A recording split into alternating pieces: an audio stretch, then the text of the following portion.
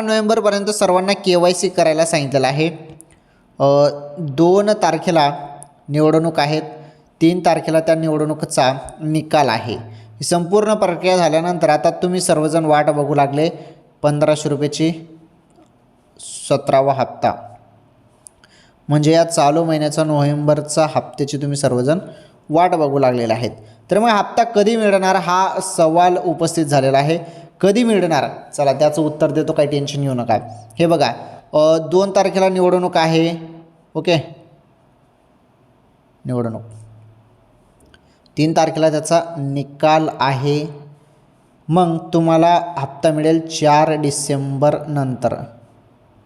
Okay, 4 December नंतरच तुमच्या खात्यामध्ये 1500 रुपयाचा हप्ता अपेक्षित आहे बहिणींनो. आता सध्या तरी पॉसिबल नाही, आचारसंहिता वगैरे चालू आहे. आलं लक्षात?